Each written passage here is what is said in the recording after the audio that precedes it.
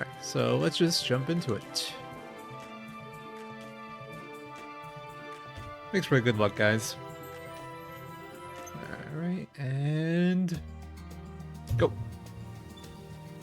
So the nice thing about this game initially, we have cutscene skip. Yay! Great speedrunning feature. So a little bit of background. Our character here is CJ. She, otherwise known as Crown Jewel. Major spoiler right there. She's a scavenger, and she's essentially doing her family's rite of passage right now, where she can't go home until she finds a treasure bigger than what her predecessor found. So she is looking for a gigantic rune lens. Rune lenses are essentially what let you humans do magic in this game, or universe, and has some other uses as well. This here is Isha. She is the rapacious mayor of this small town here called New Nevia. Anyway, the reason CJ is here is because the rune barrels just opened, which is like this old ruins, basically, that are supposed to have a ton of treasure, and she's treasure hunting. And she comes here and she finds out that to explore the ruins, she needs to have an explorer license, which costs up 100,000 bakwa, which is the currency in this game. And yeah, she doesn't have that. So Isha, the mayor, offers her another method of getting explorer license. She gives her the stamp card. And basically she tells her to go help out around town, and when she does, people can stamp her card. When she has enough stamps, she can get an explorer license. So we're just going to be running errands, helping people out around town. So first thing we're going to do is we're going to help Priya, this little girl, find her cat Yum Yum, who ran away into the forest. So unlike pretty much every other game I think we're doing in this marathon, this is actually a platformer. It does have some fetch questy stuff. In fact, there's a lot of fetch questy stuff. It has resource collection as well, and besides that, it's a pretty normal platformer. So we'll be seeing movement tricks, combat, real-time combat, etc, etc, etc. There we go, we found Yum Yum. And since CJ's trying to get stamps, it's like, hey, do you know anyone else I can help out? And Priya mentions her dad needs help rebuilding their home. So we're gonna go help him out with that. Yeah, me too. I got this game came out around the same time I had to get a lot of dental work done. So after getting 3 root canals, I was just chilling at home. It wasn't too bad. I wouldn't say I was suffering, but I was this is what I did with my recovery time. I was just playing Eiyuden Rising. I think I played this in 16 hours. It's a pretty short game, honestly. Not even counting any percent even with flat, it's not super long, so if anyone wants to give it a playthrough, it won't take up too much of your time. And it does do some nice lore building for other heroes. Anyway, next trip to the Great Forest. This time we'll be able to progress a little bit further. So we need to go and collect free lumber to help rebuild the house, and lumber is one of the free resources they can get by mining on the map essentially, or in a dungeon.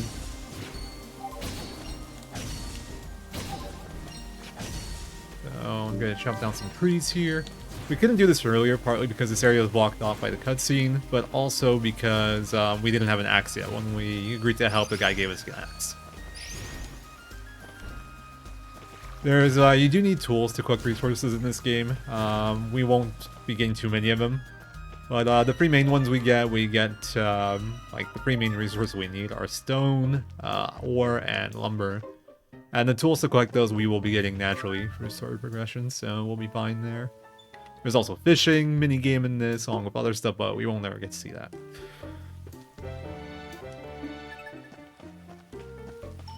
So we helped him repair his house, and he was kind enough to offer us a place to stay. This is one of his other homes, and he essentially lets us stay here for free, so this will be our base from now on. And he also mentions that his dad, Priya's grandpa, Shiva, could use some help with repairing the clock tower in the town. But he also tells us that his just kind of ignore him. He's a bit of a mean old-timer sort of deal. He's really mean to outlanders, which is basically anyone not from this town. A lot of people have come to this town and to try to get rich, open up a business, or just to treasure hunt, because it's where you get access to the rune barrels from. So Shiva, he tells us that if we really want to help him get him a giant tree branch, if I recall, I don't remember if it was a tree branch or a giant tree bow, I think, whatever. But basically we have to chop down the biggest tree in the forest, which involves going to the end. So that's what we're going to do now. We're going to collect all the slumber along the way, because we'll be needing it for story progression later on. Alright, so here we get our first force battle. There's 3 different ones in this area. Which one you get is random. These gargoyles are a bit awkward to fight early before I get like any upgrades, but it's also a decent fight because I will need their wings for upgrades. I will be ignoring these guys for now just because I don't have much yet in terms of gear or levels, and they're kind of annoying to kill. It takes too much time. I will be farming those guys later. Also, when you dash, you have a decent amount of invincibility there, so that's why I'm just like dashing through everything for the most part. I don't need to kill that. Once I hit it, it actually loses its hitbox, but I need that Titan Nectar just dropped. It's a 50% drop, so it's nice that we got it off our first try.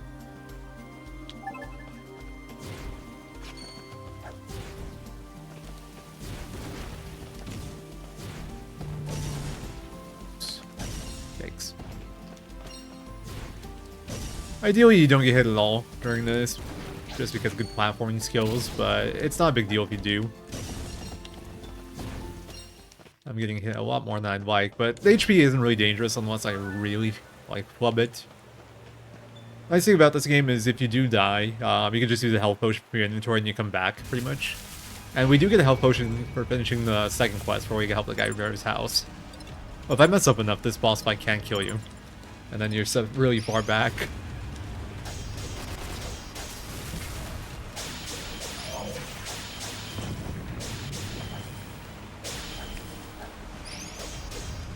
Missed the jump attack, sadly. Can't quite 2-cycle this guy, or 1-cycle this guy. There we go. First boss down. Bit sloppy, though. Not the fastest.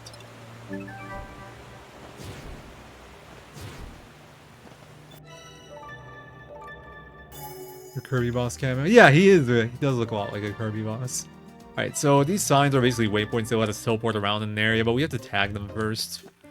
So that's our first instance of using those.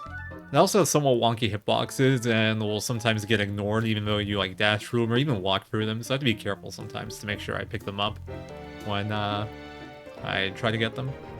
Anyway, we help out Shiva, and then we mentioned to him that he could have warned us about the giant tree monster at the end. And his what, giant tree monster? What? And then he realizes it must be the work of the evil sorcerer's curse. So a little bit of foreshadowing there. We kind of dismiss him as like, you know, doesn't know what he's talking about. Anyway, talk to Isha, ask her how much we have to help, and she asks us to help out some other people who are trying to open up some like lodgings here, so the Outlanders have somewhere to stay when they come to New Nevia.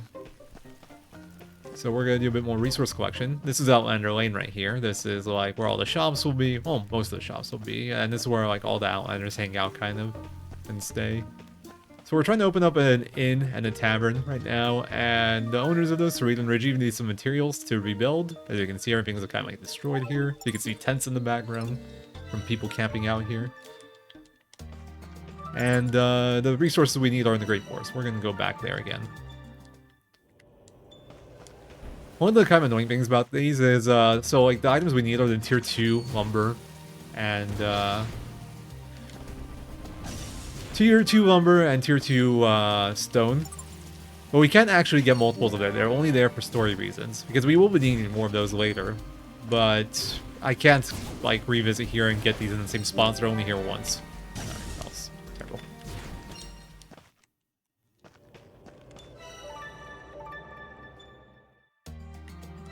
To get these naturally, you're gonna have to you essentially need to upgrade your tools, and then they can randomly drop off the same things, like same lumbers trees we've been breaking.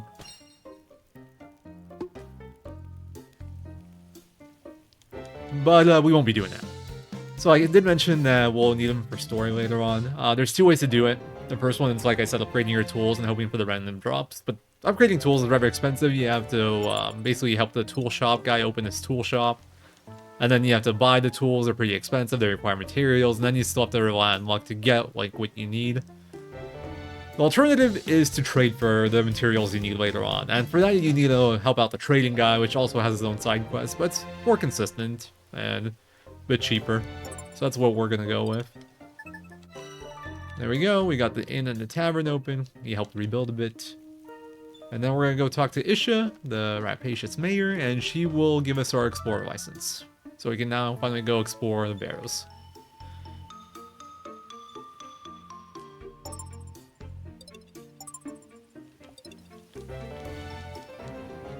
To get to the barrows, we're gonna have to go through the quarry though, and we're gonna run into a bit of trouble there.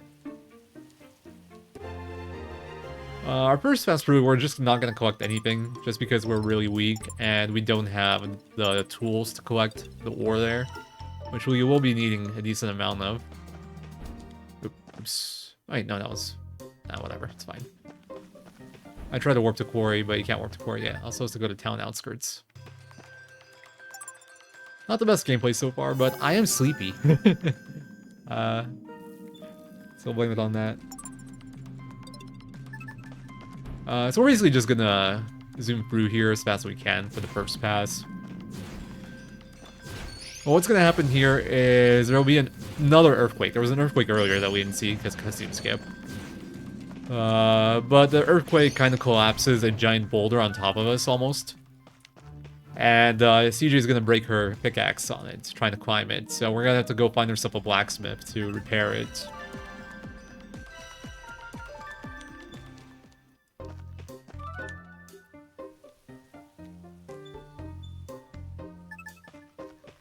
And that blacksmith, Tatara, he is going to give us a pickaxe we can use to mine some ore.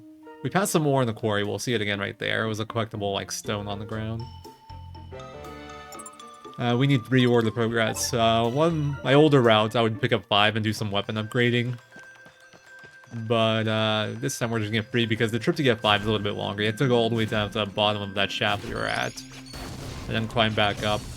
Instead, we're gonna take a bit more of a streamlined path.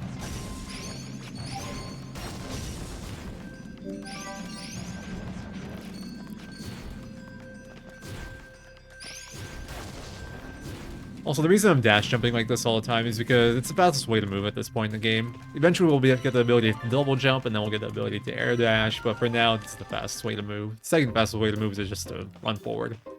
Dashes are faster than just walking, running, but the downside to them is you get a really big momentum stop after you end the dash, which is why you jump. The jump keeps the momentum going.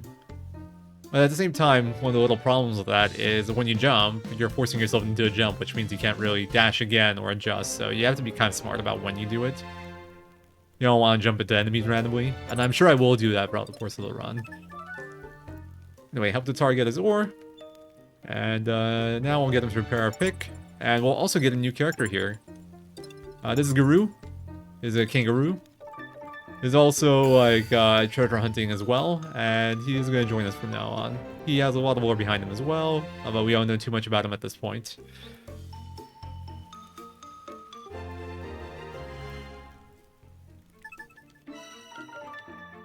Alright, so we're going to need some stone to progress in a little bit, so instead of going straight to the quarry right now, Guru can break this, the big stone that blocked this, but we're going to hold off on that for a moment. Go here and start collecting some resources. So I'm gonna kill these gargoyles and these slime jellies. I got the force fight, so that means I have more chance for slime jellies at least.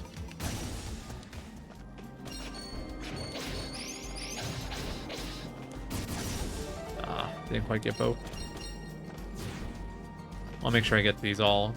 Items kind of like go towards you when you get them in this game, but they can be a bit finicky. It's not 100% reliable, so you have to be somewhat careful about picking stuff up.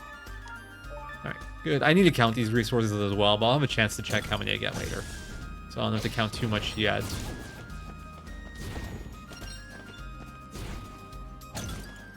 I'm getting really good drops so far though. This is nice. No, this isn't. This is a waste of time. This is just random what battle you get. As far as, hey, my second attack got eaten. Dang. Ideally, I hit both of those gargoyles with one attack. They both died to 1. I'm not quite getting the timing. It is difficult, though, before I get double jump to pull that off. Alright. I got a nice amount of resources. I can even probably do a weapon upgrade this run. Or not a weapon upgrade. I'm definitely doing a weapon upgrade. I might be able to do an armor upgrade. So anyway, we go back into the quarry, and then we're gonna run into some trouble here. We won't get to see it because cutscenes skip, but we'll run into a little girl, magical girl named Lenore. She's gonna think we're bandits or something and attack us, and she's gonna break the bulwark here. And we're gonna have to help get resources to repair it, which is why we needed that stone. Of course, we already knew this, so we went ahead of time and got some stone beforehand. And then while we wait for these guys to repair it, we're gonna just help out around town. So, back to Outlander Lane we go. So I mentioned we already got a smithy here. That's one way to upgrade your gear, but there are other ways to upgrade your gear. Like then, so the smithy is just like straight up stat upgrades. But there's other people that can give you like tier upgrades, I guess is the best way to put it. That's Bertrand. He can upgrade your weapon tiers, and when you do that, you get new abilities pretty much, along with a little bit more stats. So we're gonna get them what they need to open up the shops. Bertrand just needed permission from Isha, but he's a big talker, so for each of us kind of hiding from him. Just didn't want to listen to him for like another few hours with his stories. So we open the Bertrand's shop up here, and then we're gonna do our first weapon upgrade. We'll get it for CJ, and that one will just let her attack one more time, or maybe even 2 more times, if I recall correctly. Nothing too special, but it is very useful. It has a big jump in DPS. Right now we can only do 2 attacks in a row. I think this gets us to 4, and 2 in the air. Yeah, that guy, that Carpenter is the real MVP of this game. Alright, next we're gonna meet Frida. Almost certainly gonna be in 100 Heroes. She's kind of cute too. I like her. She needs some paint, and apparently she heard you can get some paint in the cave here, so we're gonna come down here and do another stone pass. This will be the second last one we need. We also farm wings. I just realized I didn't see that second attack right there. You can see in the air. Before I could only do 1. I could do 2. Makes it a lot easier. Switch to Guru here. So there you see one of the boulders that Guru can break. This is what Guru can be really good for.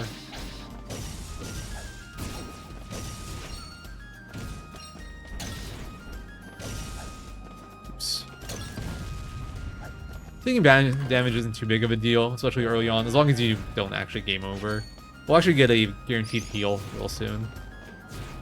So you can see the power of the dashing and iframes. I can just dash through that guy.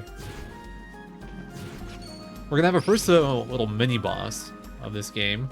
Right here, we're gonna fight a wolf. It's actually not a trivial fight because he tends to interrupt you if you're not careful. We also unlock link attacks here, which is like combos between our characters, but I won't be using it here. Unless it's like finishing blow, just because it's really easy to get interrupted out of it.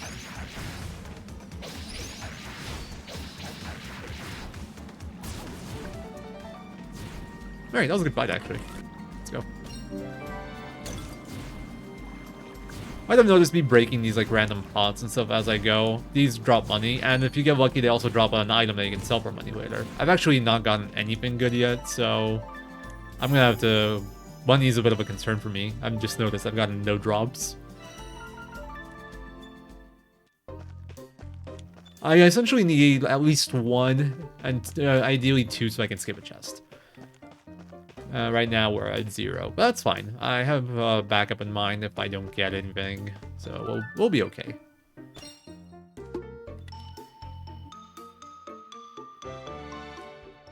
So we got the paint we wanted for Frida wanted to open up her shop. So now we got an armor shop, and we're gonna get an armor upgrade for CJ here as well. You'll note that I'm not gonna upgrade Guru as much. It's because Guru isn't that useful. CJ gets a lot of use. She's like our main character, but she also has like the best mobility. So I'll be using her quite a bit. Later on, we're gonna get one final character, and that'll be actually our main damage dealer later on. I'm not gonna spoil it yet, who our third will be. But she's probably my favorite in this game. And her and CJ will be the carries, pretty much.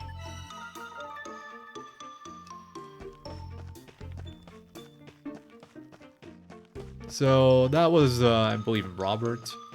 He wants to open up an apothecary shop, and he kind of bamboozles us into helping him in a weird way. And we unlock 2nd Street here, which would be another area where there will be more shops and stuff. Talk to him. And we're gonna craft a health potion with him as part of the story. Yeah, Garu's strong, but Garu's slow. It's a big issue. Although there are some spots where Garu's surprisingly useful. I found out in like one of the final dungeons is actually kind of good. For one thing, really. It does like double the damage CJ does to a certain thing that we have to break. Alright, I have 11. Okay, we are good on slime jellies. Now the question is, am I good on wings? Alright, so we have now finished all the stuff we need to do before we can go back to the quarry, but we're gonna do a few more things here. We're gonna talk to some people here to unlock their quest to craft their shop, or like open up their shops. Felipe is the tool guy, we won't be needing him. Renee is the pawn shop guy, this is where you sell in the game. And then Hogan is the trader, and we need him. So we can, well, progress essentially, because we're gonna trade for the higher tier materials that we need, as we have no other way to get them. It's either that or we do tool upgrades, and I prefer trading. Alright, so we slept in our house here, and now time to go to the quarry. So I have to track drops here a bit as well, and I also need to make sure I pick up ore along the way.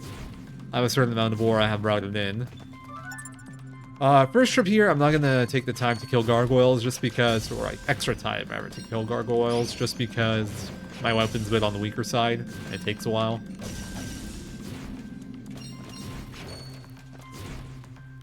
I will be picking up this ore along the way.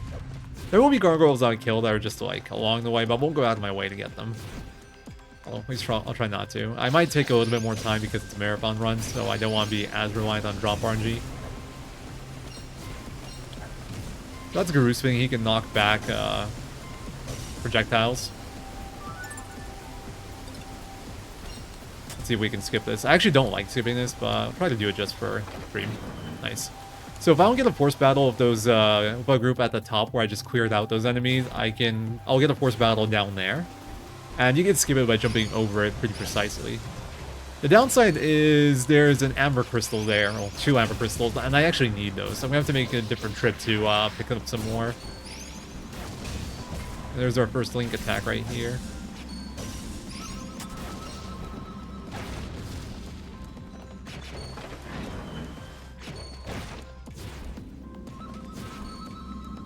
Still no drops. I should have gotten that. Okay, we'll figure something out. I'm sure it'll be fine. There's Milor. Basically, Gacto, he's kind of like, I don't want to call him mayor because we have the mayor issue, but it's kind of like in charge of the Outlander people.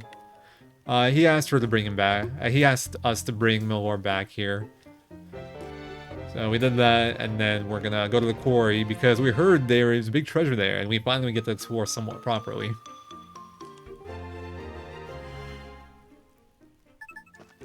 Also, notice the main quest title, Defeat the Low Golem. That'll be our next boss fight. Before that, we are gonna do some upgrading. I didn't see how many wings I had. And then back to quarry. So I upgraded everyone's weapons as much as I could here. You can actually upgrade Garu's one level less, and then just do that in power for 5% more damage, but the in's like a bit of a detour. And the Guru level up will be permanent, so it's forever useful.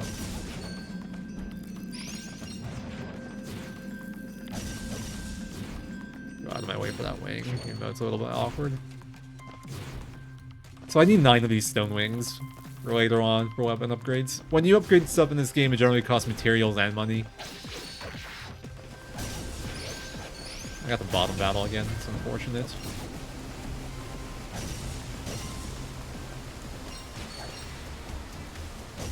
This time I'm gonna fight it. Hey, input got stuck there. So this guy has a shield. We use Garu in this game to break shields. He's the best shield breaker. At this point, he just automatically breaks him, but it's not actually like a guarantee. Like later on, that's not gonna be the case. We'll need to hit more. Also, I could fight these gargoyles, but I find them really awkward to hit at this point, so I just kind of ignore them. Oops, that wasn't good. We also need these slime jellies that we're picking up along the way, but they're essentially along the way. We'll get enough naturally.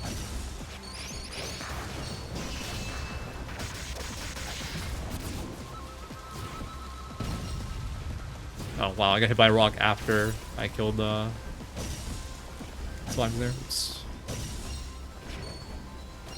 I'm gonna need a decent amount of these amber crystals, so I'm just gonna pick these up as I go. And we're gonna have a force fight here. 2 shield guys, I think that's the better one.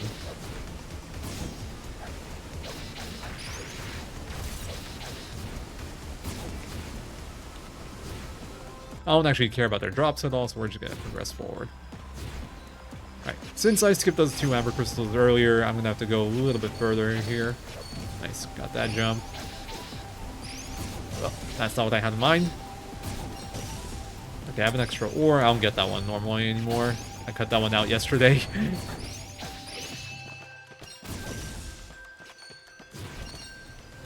So, because I didn't fight that shield guy at the start of the previous time I was here, I want to go down there and get that.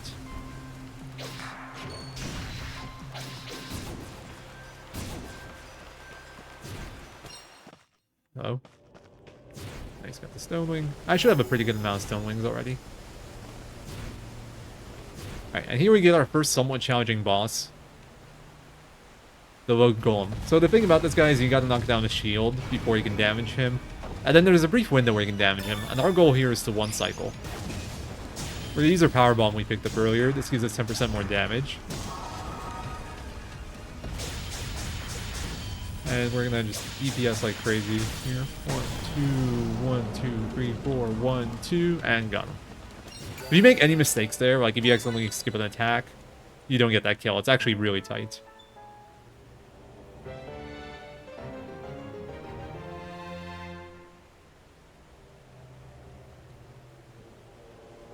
And if I skipped out on any weapon levels as well, unless I crit or something, I'm not getting that kill. A very tight kill there. And 2 cycling is terrible. I made it look easy to break that shield there, but it's the first pass that's easy. The second pass, he'll do different attacks, so I won't get to knock that boulder into him. And it'll take much longer. Essentially, that golem dropped the big rune lens, and then we go deeper into here, and we find out there's bandits. And we defeat them pretty quickly, but they shoot this like exploding arrow thing that destroys some debris and blocks off our path back, so we have to progress forward now and find another way out of here.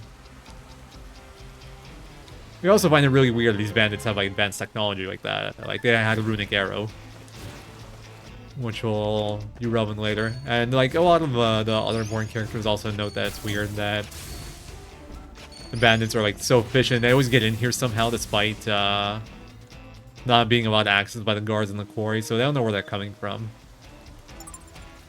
Alright, so that right there is a Menhir, this thing right here. It essentially lets you teleport around. It's a bit of a puzzle, but you need to find the runic lens to power it, and then you have to do this puzzle to kind of activate it. That one's very easy, some of them are harder. But because I have good notes, we'll manage fine. Okay, I think we're already good on wings. I might need 1 more at most. That's nice. Now I just have to worry a little bit about gargoyle wings, but I think we're fine. So, we've found some new areas here. That's like the farm side Menhir, and this is the farm. And then we're gonna go back to the quarry and fight the golem again, because it was a fun fight. But no, actually because it drops a giant stone when you fight it, and we're gonna need another one very soon. And if you fight it later, it's gonna be higher level and much harder to kill. This is the last good chance to fight it. Plus, I still have a power bomb running, and I want to take advantage of that.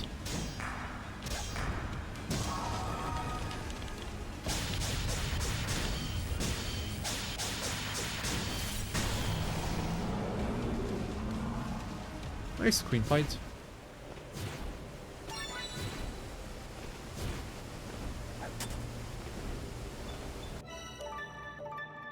Weird. I didn't make that jump. That chest right there is a potion. I'm gonna not pick up too many early on. Alright, next we're gonna make a trip to the Great Forest. And do some resource collection there. So, for Hogan's Quest, I need to get a chest here.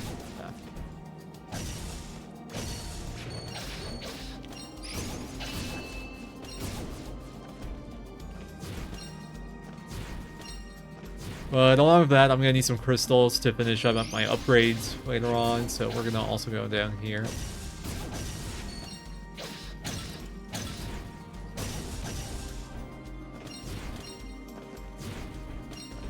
And backtrack our way up.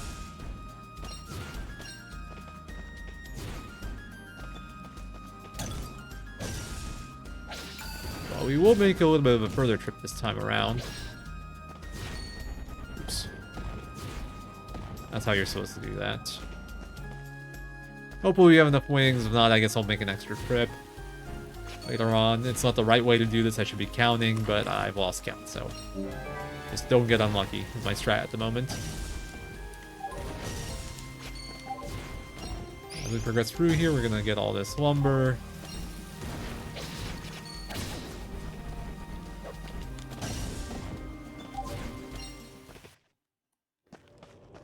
And we're gonna go fight the tree again, because we're just refighting all the early game boss for fun. You can see in the top right there, I need to get an agricultural seed. It's behind this tree, so we need to defeat him again. And there's also the useful accessory we'll want to pick up there.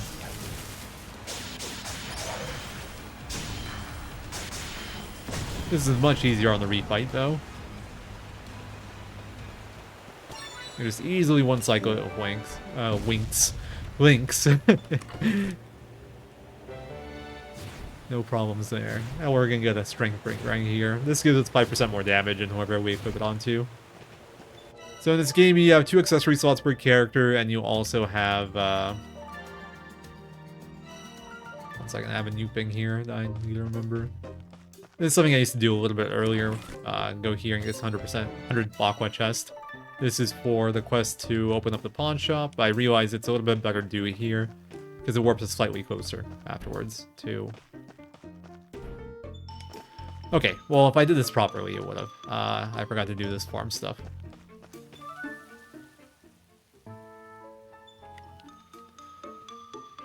Oh well, no big deal.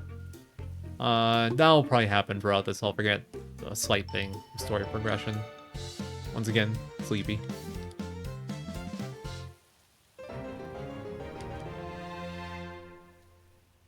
Yeah, it's just us helping out around town a little bit more before we tell Ishi about what happened in the barrows, and then we'll help out around town a little bit more after that. Help Bugo get a whetstone to sharpen his sword. Bugo is a mercenary from the east. We'll be meeting real briefly. Actually, very useful for this in the run. He has a quest that's going to help us out a lot. Right before the end game, or right before final bosses, really.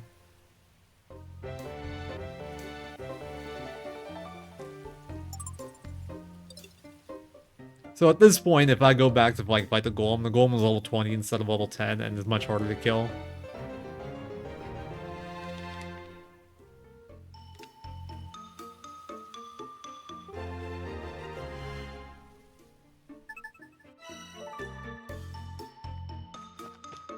So this is the part where I was supposed to go to residential interior district because there won't be right there afterwards. The thing about this town traversal stuff is, it does care where you're warping from. The game lets you warp to anywhere you've been before in town, but the direction you're coming from matters in terms of where they put you on the screen.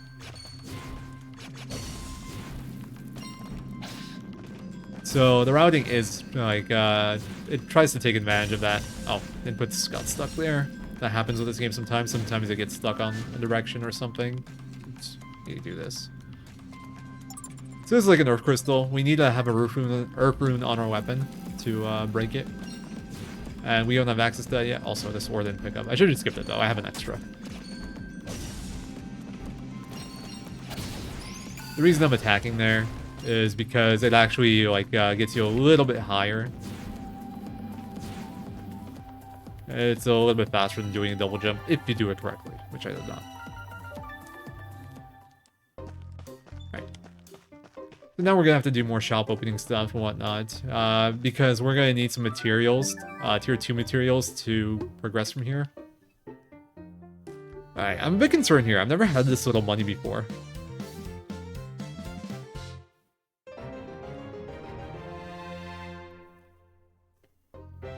We'll see how we do here. I'll probably sell some like extra random stuff if I can. Yeah, like I'll sell this. I'll sell these. I have enough wings. I can sell these. Hopefully we'll have enough because I don't have enough stuff to sell there.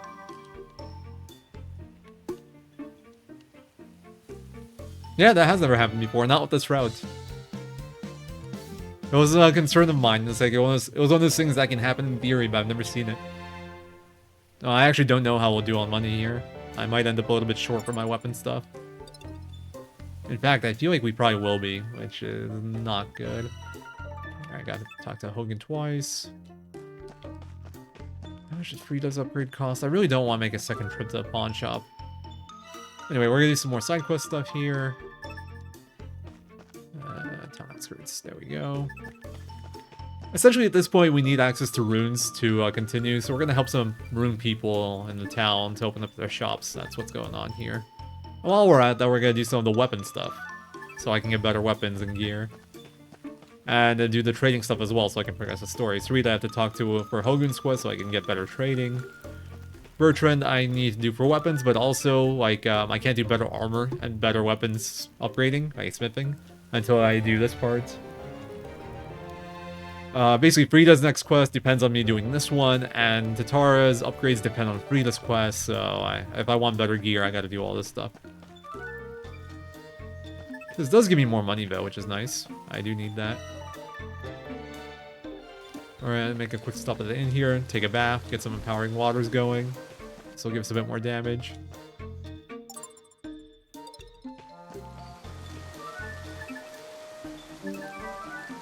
Talk to Jashan twice.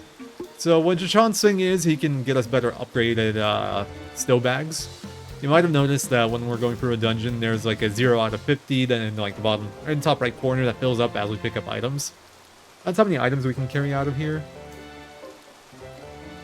Yeah, feel free to join, RJ. I can't type during this, so I'll reply to Discord in my stream like a professional. Because this game doesn't work if it loses focus. Okay, next is 2nd Street again. For Ilda, we have to find a book that she lost, and she thought she saw. It got stolen, and she thought she heard someone around town had it. So we're gonna go find that. But first things first, we're gonna do our trading. All right. So we need 1 heavy stone, and then 4 huge ore. Yeah, I do have 1 extra ore, and then we're gonna get this 5 ore here. That one is free. Essentially, Hogan kind of rewards you for getting stamps. For every 10 stamps you get, there'll be like a new thing you can get for free in the trading post.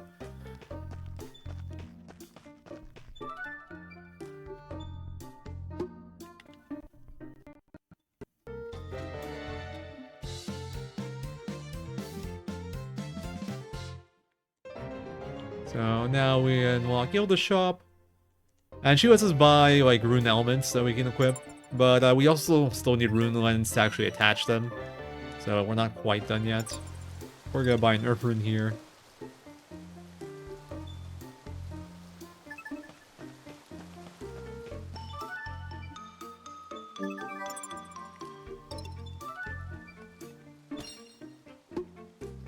And this is the guy that'll get us rune lens we can use. This is George. This is why we needed the upgraded tier of stone. We need a heavy stone to finish this quest.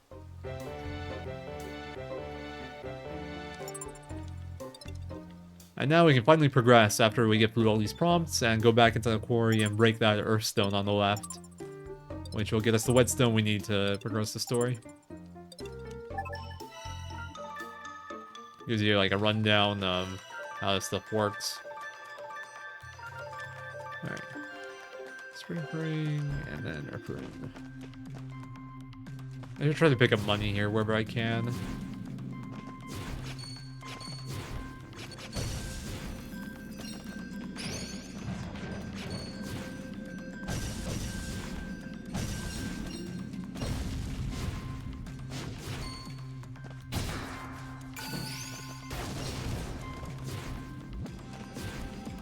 Not quite what I had in mind for that, but whatever. I'll have to deal with that guy on the way out. I kind of like killing him early just so I don't have to deal with him going backwards. Right there on the ground are some bronze ores. Those are needed for upgrades later on, but I can afford to miss essentially one throughout like all the ones I pass. Still no good money.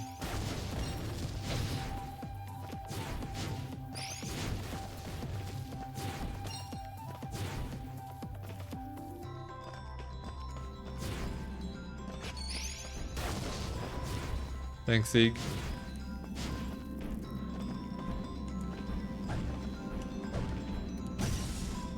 Hello, did somebody order meme content? Yes, I did. Hey, RJ, welcome. Welcome to the meme show. How's it going, man? I'm rising runner, so that's why I'm here. Yeah, definitely. One day TM.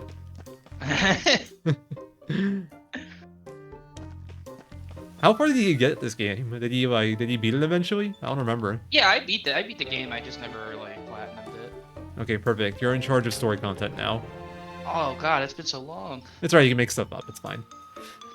Yeah, well, that is definitely what's gonna happen. It'll be just like the F13 run at Limit Break. Yeah, I keep getting designated lore guy, and I don't actually know what's happening in any of the games I'm watching. I know, well, this one's not that hard though. Yeah. You're just collecting things and killing stuff. That is pretty accurate, I think. Wizards and rune lenses. And evil sorcerers. And there's a little bit of politics for like one cutscene.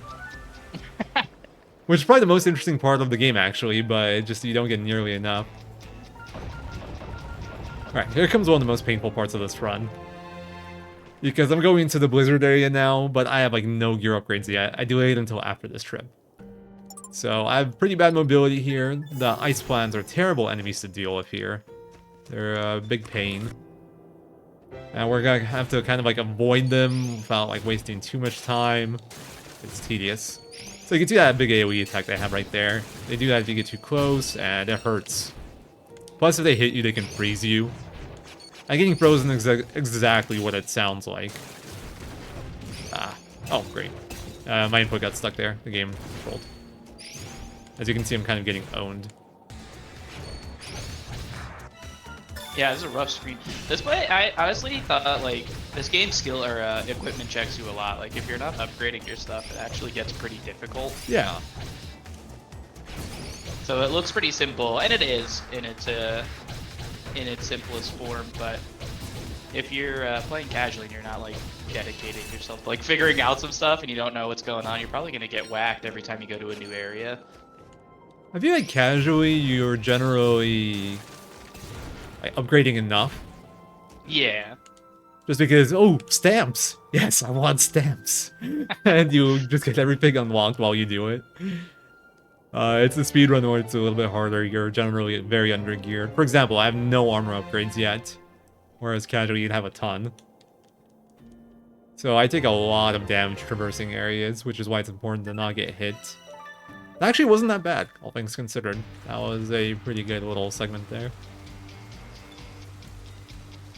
Anyway, once we progressed through that screen, there was this like big ice pillar, and Guru couldn't break it, so we need to find someone with magical powers to break that ice pillar so we can progress. Now we're thinking Malor here. Who could that be? Yeah, I don't know. We think Malor. We think it's the girl that messed up the quarry, but actually the rapacious mayor, Isha, is gonna be our mage. Turns out she can use magic, which is like pretty cool. And there's a lot of lore behind that in this game, which we'll get to later. And this is where I actually do my upgrades. This is where we're gonna gear up a bit, and I'm hoping I don't run out of money. Oh, oops. First we gotta talk to Katara.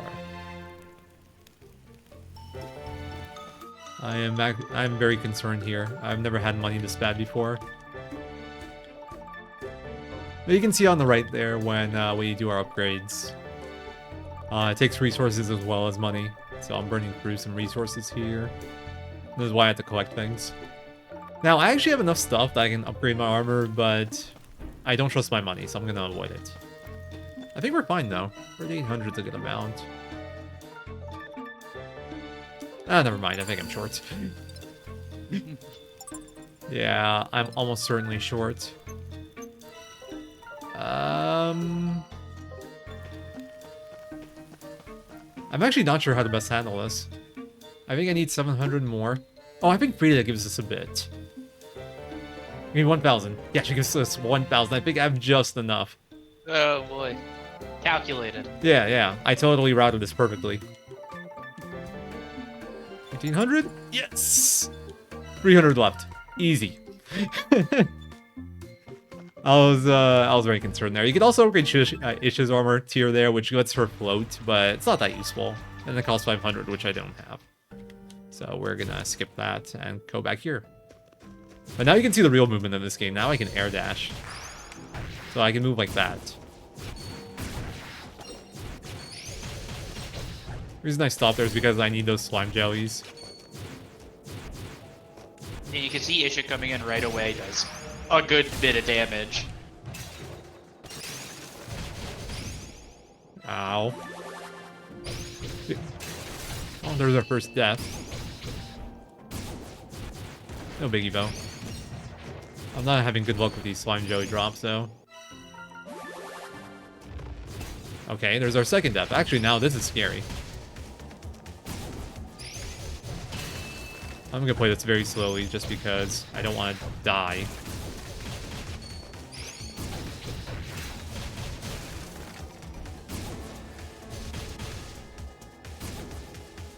So the thing about Isha, her magic has a recharge. You can see here. Alright, I think I need one more slime jelly. Alright, should be enough. I'll kill one more for good measure later, but I think that's enough.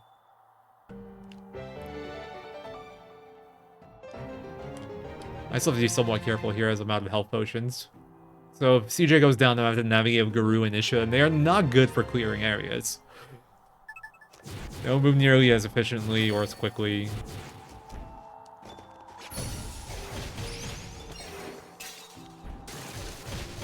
Where is she aiming?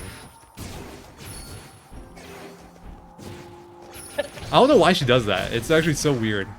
There's like nothing to hit, and she's just like, let me at him. Hits the wall. These slime drops are not very good. Maybe she needs contact lenses instead of rune lenses. I think you're right. There's a little Doc Corbin for y'all. Wow, I didn't know Doc was here. Now we're fine. I messed up that clear a little bit.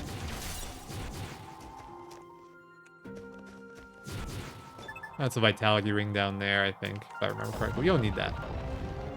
Right. Easiest puzzle, I think, of the whole game right there. So, you might notice I'm not getting those signposts there. That's intentional. It's just so it doesn't clog my menu. Alright, I need to drop here. Got it. We need one shockwing, exactly. Just got it off that one. Nice. Also, would very much like at least one money drop here. I've gotten 0 the whole run. And they're not that rare.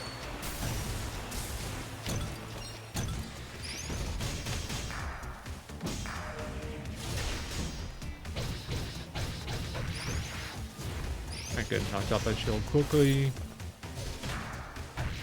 Oops, got hit. That was not good. Could have dodged that. With Isha's hover. Isha's hover had iframes. This part's actually very awkward to navigate because you're moving downwards, which makes dashing awkward. Yeah, it's the bronze ore. That's fine. I can pick one up. There was a bronze ore right behind that electric slime. I don't know what his actual name is. So here we can use Link Attack's Traverse. That jump is actually very difficult, and there's those dragon guys in the way, but... Like it's nothing, though. Yeah. I mean, the problem is, if you mess up, it's really bad. But as long as you get it, it's easy. Simply just don't mess up. Yeah. Because like most enemies like past this point can status you, and then if you're statused, you can't switch or move, and it's painful. Hey, okay. I'm surprised that hit me. Oop. It's fine. A little delayed. Yeah, sorry about that. I would have like set up the Discord stream or something if I was you know, I did show up 40 minutes late, so I'll just say it's on me. Ah.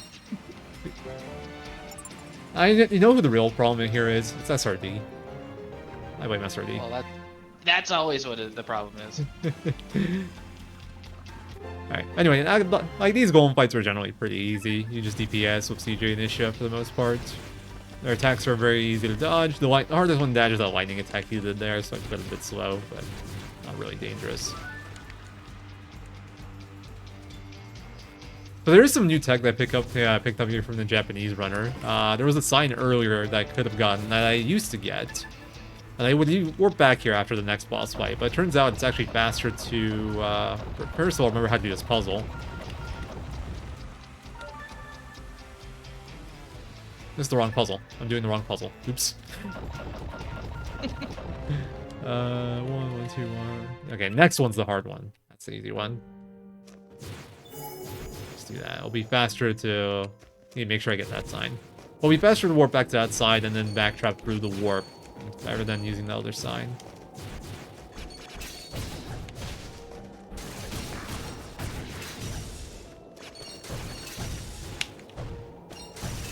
I noticed those little pillar things on top. They actually do fall down and hit you. I need to get 6 Zerg crystals, the blue crystals we're passing right now. Didn't make that jump. It's also much easier to go through enemies if you air dash. I don't know why. I think they just have bigger hitboxes at the bottom or something.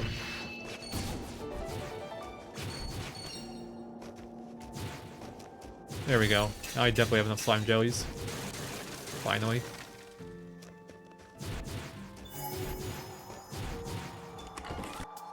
Alright, so we got a bit of a boss fight here. It's not too hard. I'm also gonna get more potions now just because I no longer trust myself.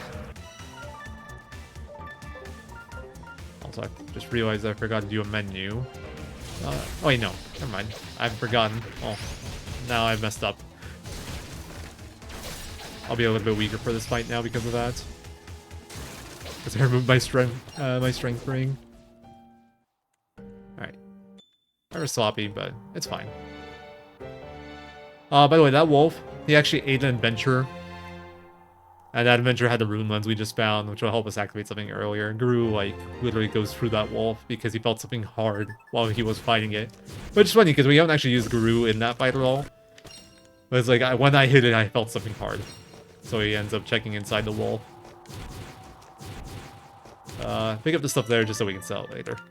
That's my, like, safety money. Alright, the crust. And use this one. So, fun thing, I posted in Discord yesterday, but it turns out, when I routed this, I miscounted the resources I needed, and I actually was getting like 9 more lumber than I needed. So we're running with a new route, quote-unquote, today. It just gets less stuff. It should save me like 30-40 seconds, I think. So it's a really silly optimization that I completely just, like... I don't know how I managed to mess that up.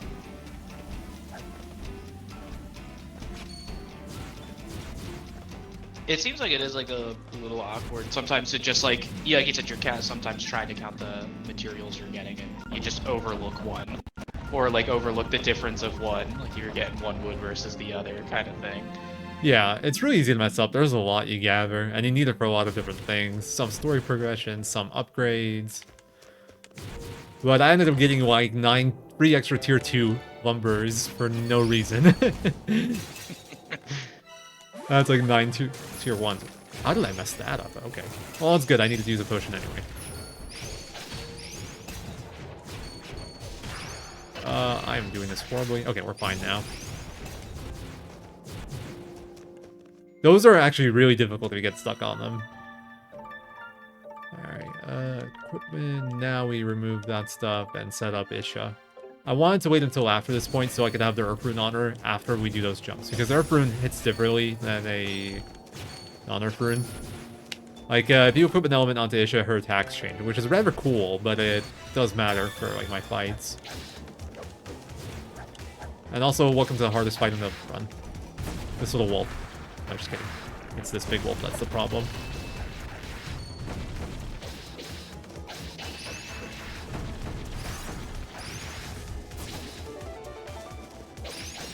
Such a useless link. I really want to get rid of the little guys first, but they're being jerks. Okay, stop it. Make up your mind. Which way are you going? Jesus, they're just like, maybe I'll go this way. Oh. Oh, that's annoying. Bunch of little SRDs running on the screen. Yep.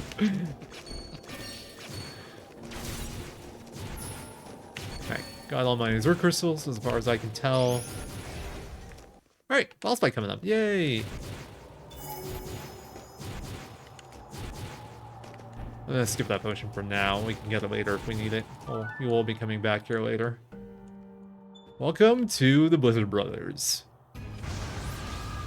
I can't remember their canonical name, but they feel like a NES era boss to me, kind of. They're kind of wild looking, honestly. They're just They are. Little furry guys. I was hoping to cancel that attack, but I didn't quite get it. If I do a good job here, I'll basically kind of like infinite combo it. I'm not doing a good job so far, though.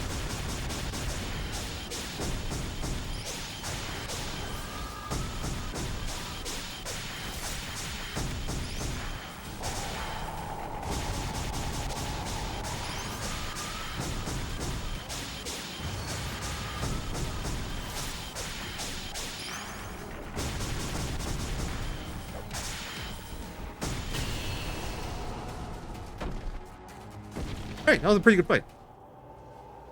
Not bad. Like other little fluffy guys just casually strolling from the left side of the screen. They're like, we're here to help. And then they die.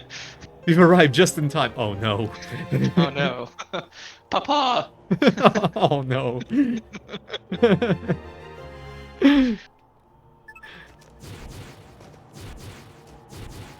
Alright, anyway. I kind of neglected a lot of story in the meantime. Basically, Isha agreed to help us on the basis of, like, she didn't want to help us at first because it'd be unfair to the other adventurers that she helps us and not, like, them.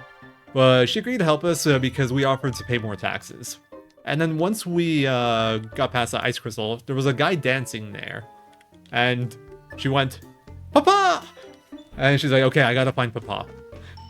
There's a lot of father action happening in the last few minutes. Yeah, quite a bit.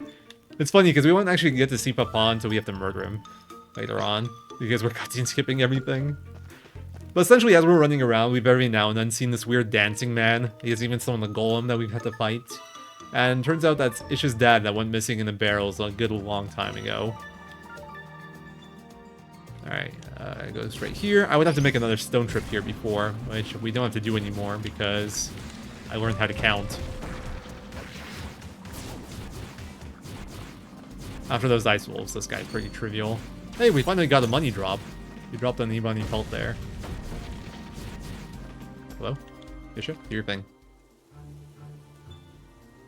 So here we heard there were some bandits, and we go to check it out, and there's like 100 of them according to our characters. And Guru kind of just like talks to them and then they leave, which we thought was kind of weird, but he says that we call for reinforcements, you guys should get out of here, and the main characters don't actually hear the conversation. That's what Guru tells them happened, and it's a little bit of foreshadowing, I guess, we'll say. Alright. There's a question in chat that asking if this was a side project by the developers. This was actually one of the Kickstarter stretch goals. I actually think it was the last one that they added as a stretch goal, was to make this companion game alongside with the 100 Heroes. So this only exists basically because it raised enough money. Pretty much, yeah. Also, I forgot to sell. I have to go back now. No. Alright, I'm just making an extra trip. It's fine. I need to do my weapon upgrades now, so I can't put it off. Dang it. I went to the wrong one. I was kind of hoping I'd get record during this just because I found like a 3-minute time save, but I don't think it's happening. Alright, sell this because I am pretty low on money. Wait, where's my pelt? Weird. And then sell my 3 ores. I'm gonna see if I have anything else I can sell. Doesn't look like it. I'm actually very low on drops. I think we should be fine with this. It's gonna be a little bit tight, but let's see. This should cost 4,000. Yeah, I think we're okay.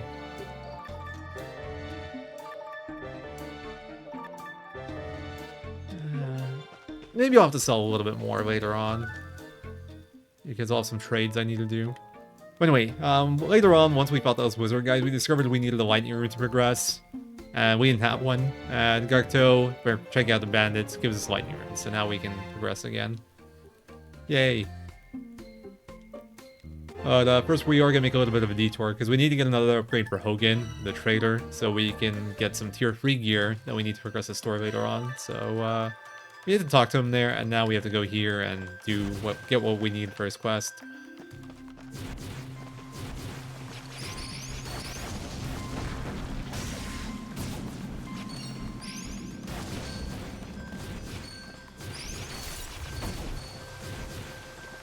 Hey, I finally did that dash through without getting killed.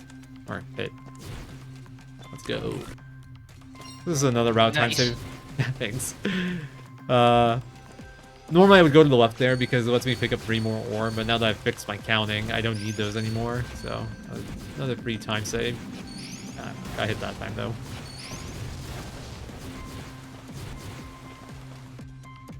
Saves like 10 seconds not to do the loop.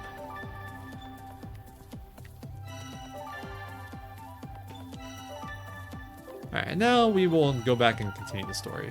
Oops. And by that, I mean traverse further into the dungeon.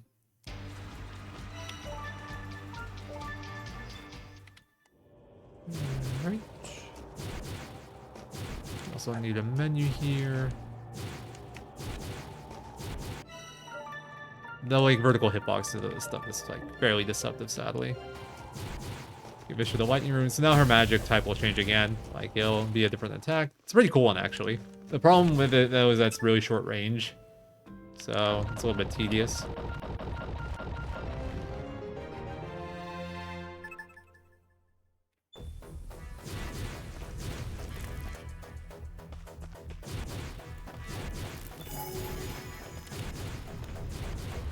Yeah, I had to refresh myself on the story yesterday. I did like a full playthrough, just like listen to every cutscene.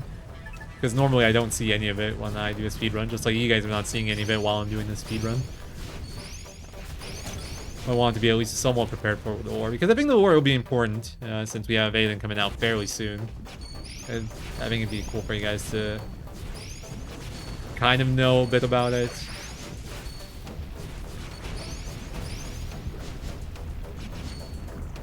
Oh no. Oh, that fireball. Oof.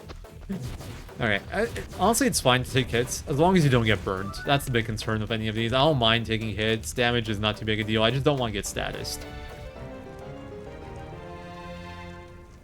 It's a fairly new game. It's like, I mean fairly new, it's what, like 2-3 years old now? I think 2 years old.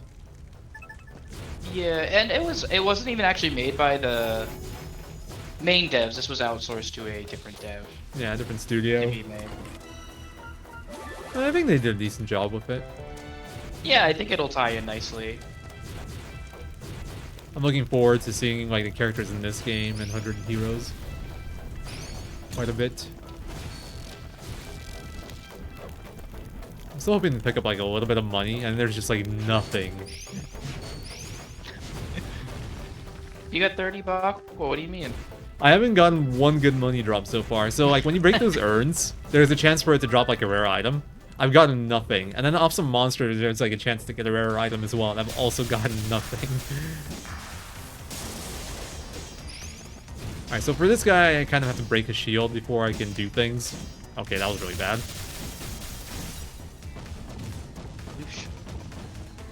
I'm just gonna tank this Guru, honestly.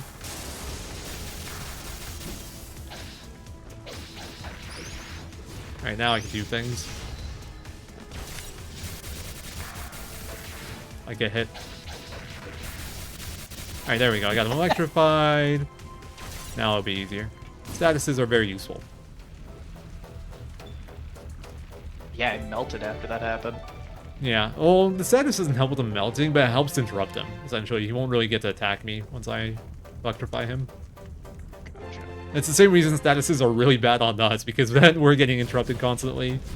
Like, we'll try to do, like, for example, this movement right here. I'll do the jump, I'll do the dash, in the middle of the second dash, I'll just, like, get stuck and push back.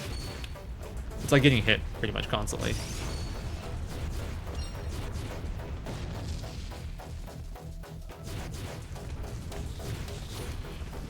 So if you're real good, you can actually, like, jump up on that. Okay, interesting. I didn't dash there. I apparently dashed there. If you're really good, you can, like, get onto these platforms in a different way, but it's really hard without Ish's float ability, which I didn't learn. Oh, okay, that was bad. What is happening right now? Like, just slowly falling off of everything. Whatever. As long as you don't fall down to that bottom part, it's fine.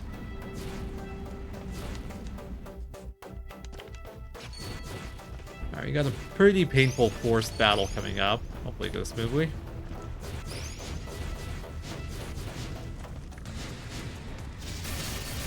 Which one are we getting? Alright, so far it looks like the easier one.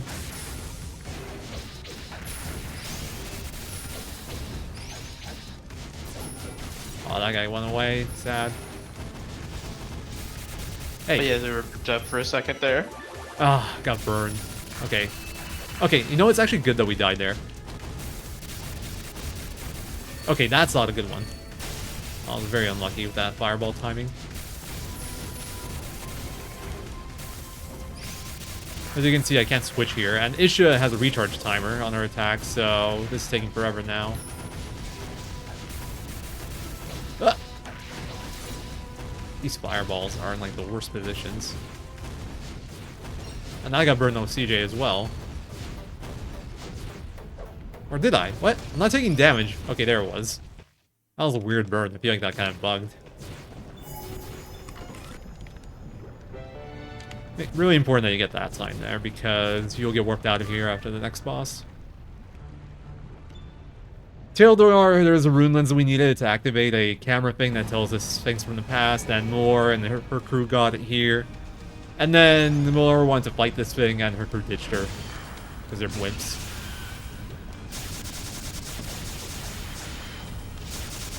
And then we kind of fight her in her stead.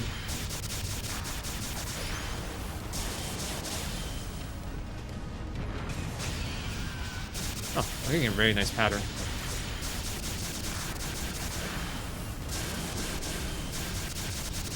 Here he'll leave. Nice, I got a lot of damage. Once he reaches the halfway point, you can see he, like, goes to the next phase. I got a lot of extra damage before he got to the halfway mark. Oh, I was doing this again. What a bro. This guy wanted to help you out a bit. This is easily the best fight I've ever had here. Yeah, that was like a free attack worm. I've never seen anything that good before. That was insane.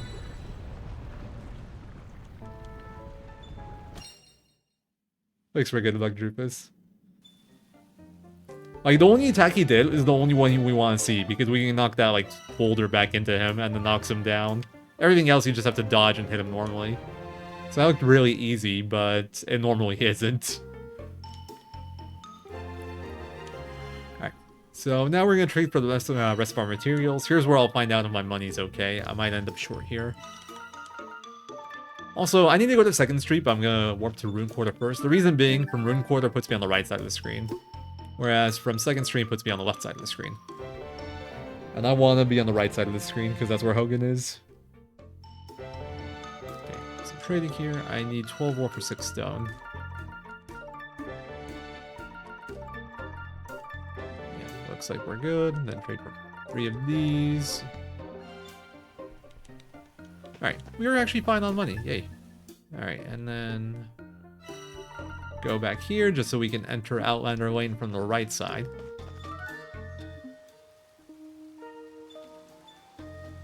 Alright, this has been really nice in terms of money route. I wasn't really sure on it, especially because I need less materials now, so I didn't know how that would affect things, but we were comfy here. It wasn't even really tight.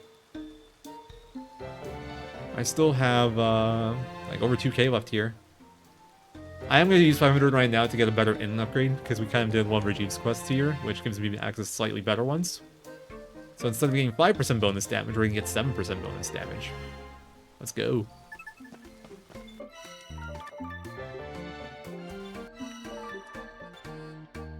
Yeah, 1,700 left over. Not bad. That's what it felt like, Renan. Sadly, I don't think it'll be enough. Especially if I warp to the wrong place. Ah. This game is actually kind of hard to commentate while you run. Just because you have to remember where to go constantly. There's so much just like warping around and doing fetch quests. Yeah, it's a totally different animal than like a turn-based RPG speedrun. It's constant things happening at all times, especially with the cutscene skip. Yeah, you do get some brief windows every now and then, but not much. Like the carpenter screens or something. The small reprieve. Exactly.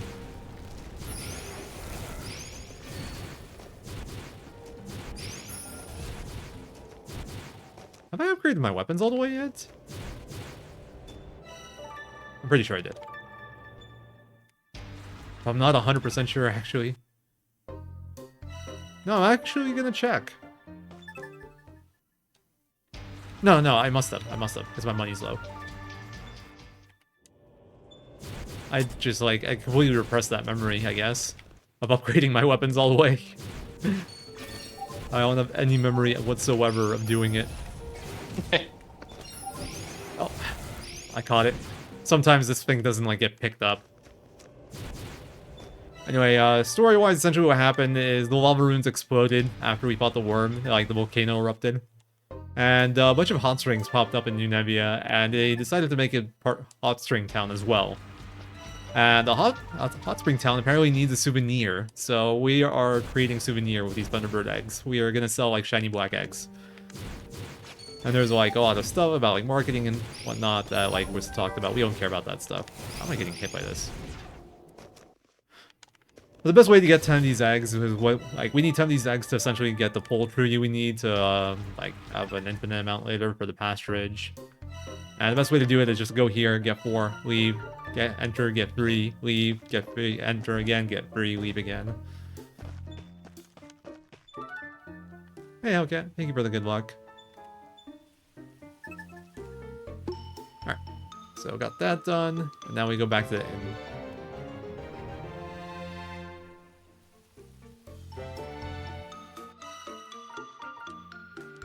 We're actually getting pretty close to the end already. Recorder. You have a little bit more dungeon crawling, and then it's like final bosses.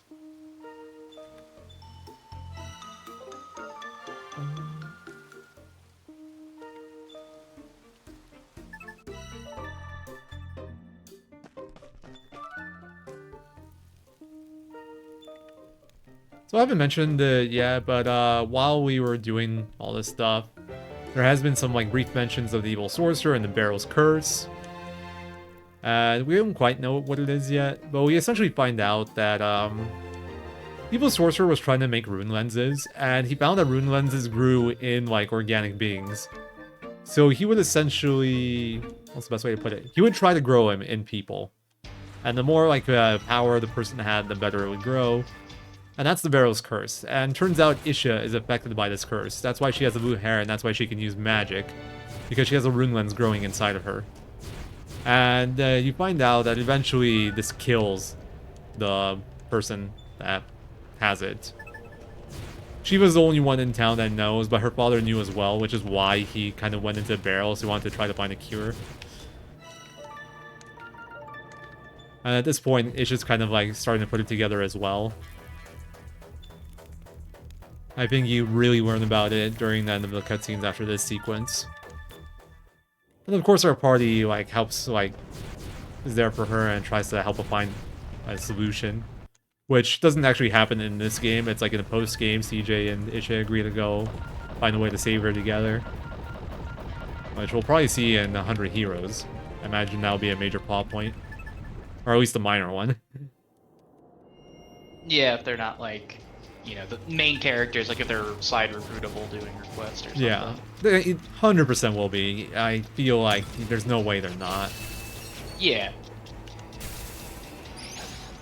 Wow, I'm bad.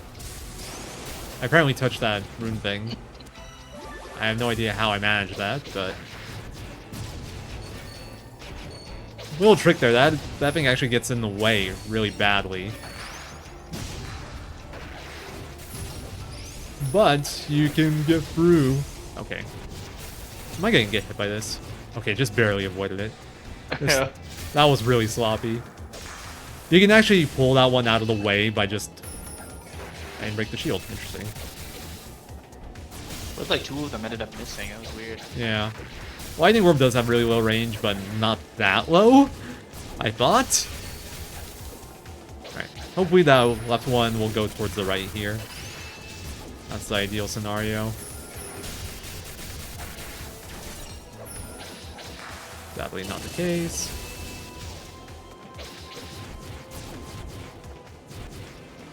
Every fight's been kind of sloppy. Okay, but that fight's not too bad. It's fairly trivial. It's just a matter of how fast he can do it. Next up, we're gonna have a force battle with like 4 different groups, and that one is actually dangerous. But we have a lot of potions. We'll be fine. You don't have to fight those golems. That would actually be a pretty difficult fight if you did, but you just jump over him.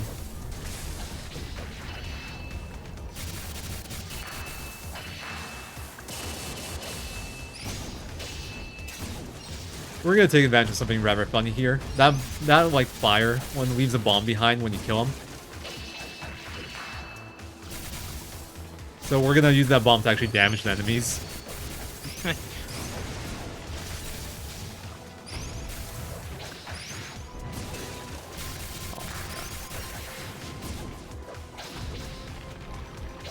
I really don't like how this is going. The thing is, I kind of want my Link attack available for the next phase.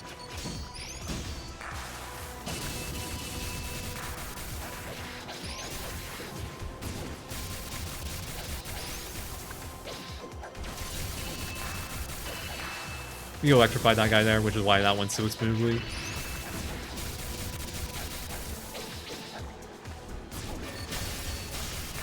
Alright, that was good. That was a good fight. There.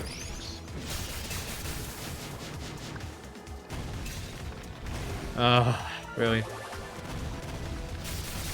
It's fine. I'm fine with dying. It's the statuses that are a problem. The statuses are more annoying than the deaths. Which is pretty funny to think about, but I can deal with the deaths fine. You just potion your back. There's no cure for the statuses. You just have to wait it out. Alright. It really is annoying. Like, I remember it casually. It's just like a constant tick. You're like, I just want to play the game. Yep, and the game's like, nope, damage, damage, damage. Did you know in combo? Nope, damage. Want to switch? Nope, you're taking damage. Huh. It was weird that guy jumped back. It was weirder that I didn't get hit by him after he jumped back as well. Like, I went through him. Interesting.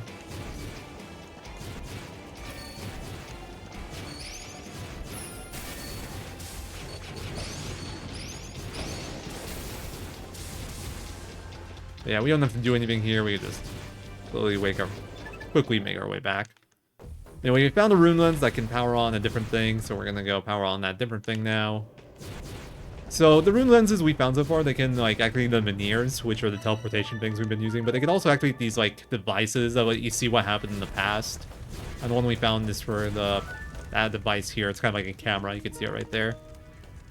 And this is how we kind of find out about like what happened with the evil sorcerer. That's how we get our background info. And this is the part where Isha kind of realizes that, like, what's going on with her and the Barrow's curse and why she can use magic. She realized that she was experimented on essentially by that sorcerer somehow, but it doesn't make sense because the sorcerer was sealed away like 300 years ago. So, kind of trying to figure out what's going on. Eventually they find out that essentially the sorcerer was sealed away, but his spell kept on working while he was sealed away.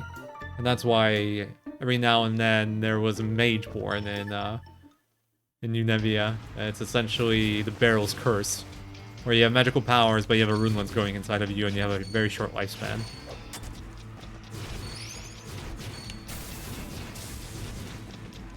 The game kind of does hint at it, because it tells you that Isha can use magic without using a rune lens, and she doesn't know why either when you get her. Recto kind of tells you. Even though Isha was all secretive about it.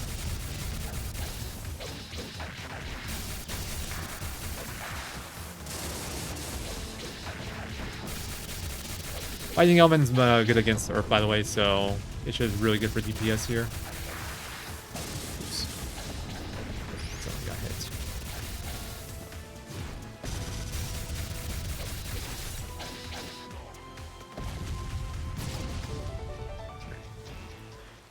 So anyway, we went to the tavern to like figure out what's going on real quick, and then some adventurers got hurt, and we went to rescue them. I literally played through the story yesterday, Space Coyote, just so I can try to explain some things. I still don't think I'm doing a good job. It's supposed to be like wind element for lightning. It's like lightning slash wind. But it'd still be like flying versus Earth, which still doesn't really make sense by Pokemon logic. Anyway, this is actually like the best cutscene in the game right here that I'm not gonna showcase. It goes into the politics of like everything that's happened here. Essentially, the Gaudian Empire is kind of like paid off the Margrave so they could access the rune barrows. They made a deal with Isha's father. And Isha's father didn't want to go with it, but the Margrave left him hanging money-wise, so he felt like he had no choice. At the same time, he felt like he can maybe find a solution to the barrow's curse to save Isha. So he ended up going into the barrows himself, and that's kind of how he died, slash went missing. His body was never recovered. And that's why we sometimes see dancing Daskas in the rune barrows. It turns out the sorcerer essentially took over his body. We found his diary when we fought that golem at like rescuing those adventurers, and we get a lot of our background info that way. But yeah, there's a lot of really cool political info that's like gonna be probably really important to 100 Heroes. Not so much important to us in this game. Involves the League of Nations, the Gaudian Empire, some other stuff. Alright. I can buy extra potions here, but surely I won't need them. I'm good at this game, right? So we're gonna not do that. The game doesn't have autosave, so if it really does go too poorly, I can just reload the autosave, but once again, it shouldn't come to that. Alright, here we do the side quest for Lugo. He basically needs a giant hunk of ice to practice sword skills on, and we get that naturally from fighting the Blizzard Brothers, I believe, so we just have this automatically anyway. And he gives us a Power Bomb level 5 as our reward, which is like a 50% damage boost. Very useful item. Anyway, what we realize essentially is there's a menhir under the clock tower, and to get down there we have to like repair this gear thing, so all the side quest stuff we're doing right now is to repair the clock tower. And it's like, it's the only place of the barrows that we haven't explored. And we kind of realize that must be where the Sorcerer's Lab is. And that was sealed away by the clock tower. By the same people that sealed away the Sorcerer 300 years ago. From the town of Nevia. Also, congrats, we get the good town music now. Hope you guys enjoy.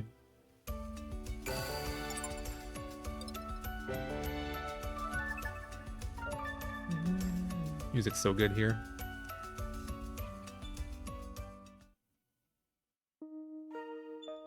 And it's gone. I hope you guys enjoyed. That is the biggest... song. Yeah, that's the biggest crime of the speedrun. That music is so damn good, and you hear it for like 10 seconds. It should be Howard Village. Oh no. Please, God, no.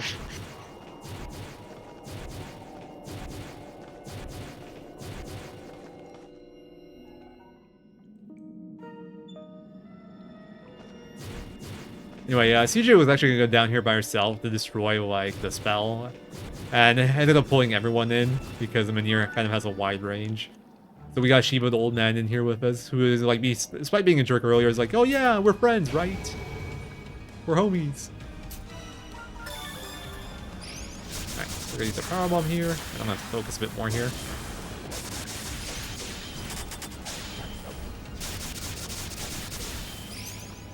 In the corner, you jerk. Oh, that's not the way I want to dash. I'm gonna die here. Oh, not quite yet.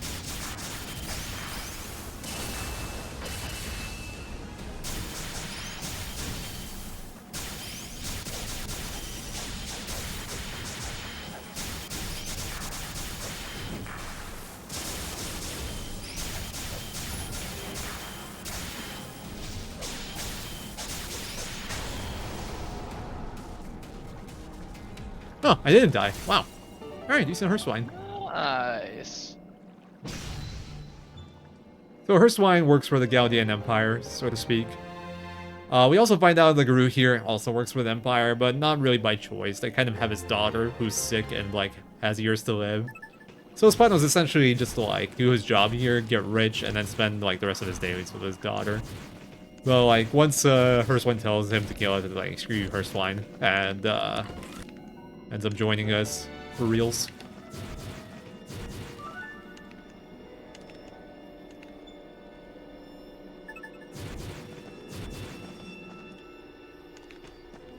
And now everyone's like real friends forever, BFFs for life. We use the power of friendship here. And now we finally get to see Isha's dad after an hour and 25 minutes. Papa! Papa!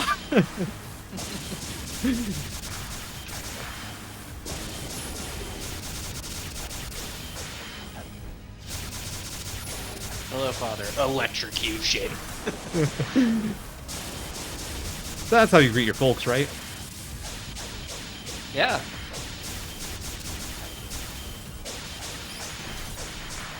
Ah, best combo there.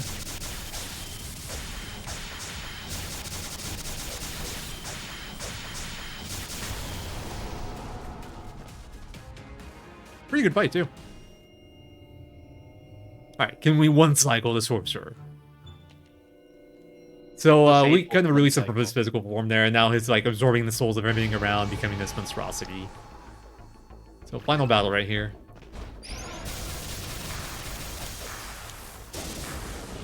A good start. I had nothing drop on me.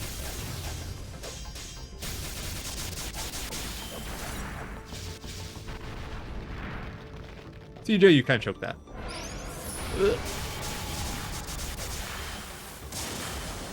That big attack there actually hurts quite a bit. Well, we dodged it by,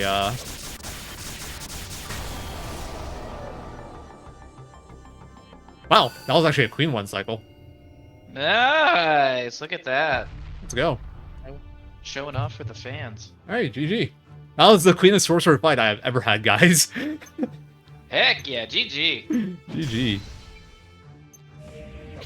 Yeah, I'll let the cutscenes kind of play here as we're done. So what is the record now? 30 seconds faster than this run. That's, dang, you were close. Yeah. For how sloppy this was in terms of me remembering where to go. Not bad.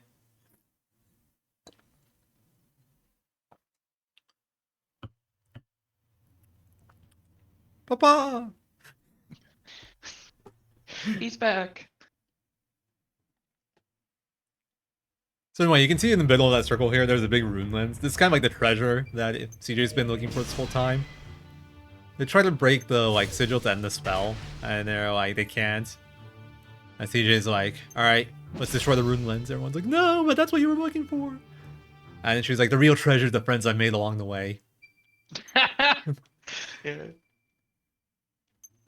Classic. Yeah. See? I already got what I came here for. See? I wasn't memeing. This is actually what she says.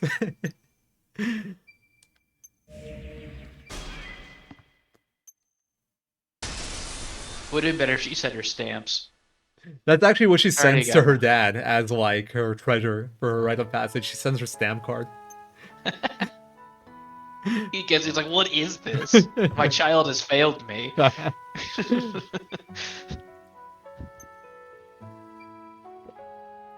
Alibi is Guru's daughter.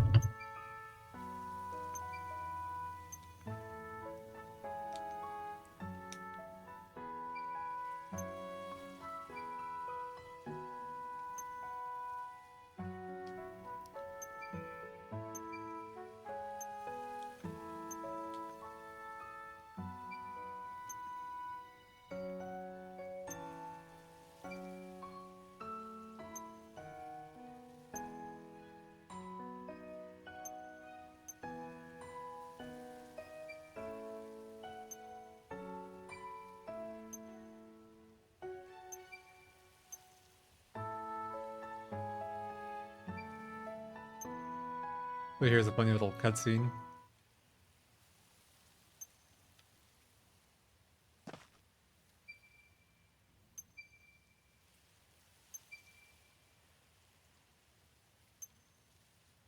Like how CJ just jumped like 40 feet from that table. I mean, she's been doing much more impressive stuff throughout the course of the run, Yeah, so it's true, I guess. you should have seen like the dash instant air dash combo out of nowhere in the cutscene.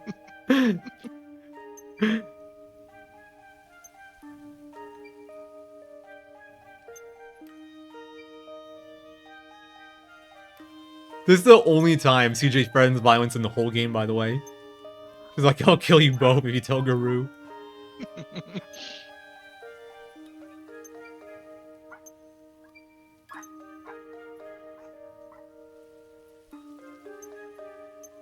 See, she did send him a stamp card.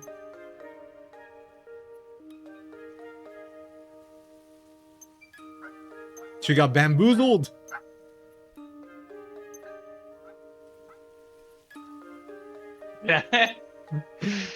Oh man.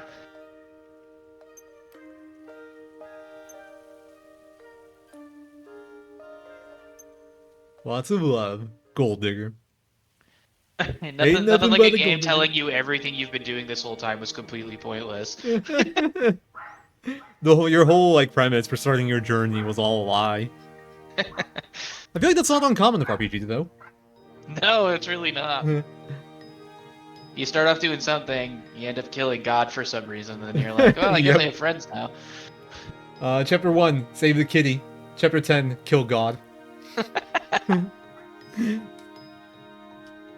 Anyway, thanks for the GGs, everyone. Hope you guys enjoyed. I know it's a little bit of a scuffed run in terms of explaining things because all we're really doing is skipping cutscenes, fetching stuff, and then occasionally fighting, but I did my best, alright? Also, character designer Junko Kawano. That is Suikothon 4. I think does she design like all the characters? Or is she the artist? I think she was more involved with art for 2 and 3, and then she was actually like the creative director, I think, for 4. Oh yeah, that's Tactics. I think you're correct. Yeah, cool person right there, and she is working on 100 Heroes. She's done a fantastic job of every game I've seen so far that she's been a part of. Well, in terms of the design, I can't say I call Suikothon 4 a fantastic game. There's a reason Suikothon Thor doesn't have Suikothon 4. No, and they are consulting her with the remakes. Yeah. For 1 and 2, Suikothon 1 and 2. I think she's done some of the art for that, like the portraits and stuff. She was a part of their like when they announced it during whatever they announced it during. She was there with them. Yes. So yeah, that gives you more confidence in the remaster, something we could all use a bit more of. Yeah.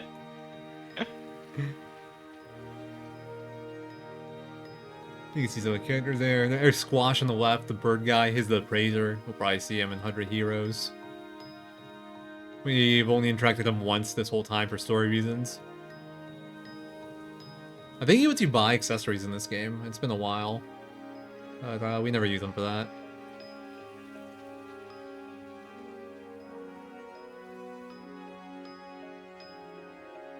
I can't wait to see Frida again. Yeah, I really think they did do a great job just introducing these characters and actually making them not just here. They all have like personalities and stuff already and things you can look forward to seeing more of. It's like when Suikothon 1 was a thing, well, when it came out, it's like you had 108 characters, but they aren't all really fleshed out. And as like the games progressed, they got better at that. And I feel like for 100 Heroes, it's like every character is going to be very well fleshed out. And I think even the side characters will probably have a decent bit of backstory. Like, I can see, like, Gold Digger being a side character, Rajiv, like your innkeeper here. Sarita will probably be recruitable. I'm pretty sure we'll see all of these characters again for the most part. It's gonna be cool. And these characters as well. We'll rob this town of all of the people we set up to make them go to wherever our castle is eventually. Oh, yeah. You help rebuild New Nevia. Here, now come to my house. You help rebuild New Nevia, get all these people set up their shops, and then take them away from their shops in the next game. So that rune lens we destroyed to break the sigil, that was apparently the primal rune lens. We don't know what that means quite yet. But that's what the Galdian Empire was after here. Also, we did try to murder her swine, but he, like, smoke bombed us or something. We got a white flash and he vanished.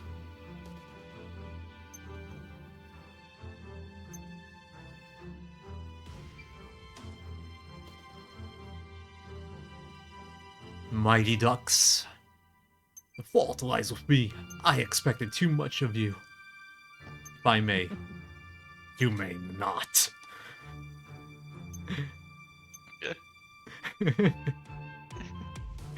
Why they call them Mighty Ducks? I think we'll find out.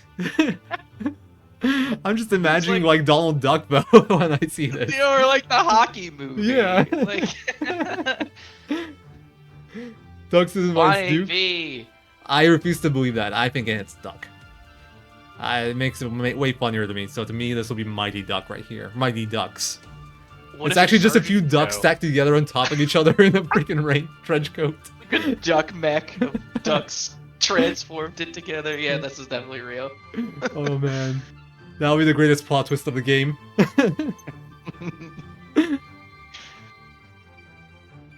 Turns out it's actually ducks from Duck Village. It's Redder and Wilder with Sergeant Joe on top. Well, you guys will be seeing that fairly soon, I guess. Because we got Suikothon 3 on deck by Glance, the ultimate gamer himself. Also, we get some really good stuff here. So you get New Game Plus from here, essentially. Critical Mastery gives you guaranteed crits, and Impossible Luck I think gives you like the best drop rates or something like that. Something along those lines. I forget exactly how it works, but Critical Mastery is super OP. Gives you guaranteed crits or nearly guaranteed crits, and there we go, we did it. GG. So GG.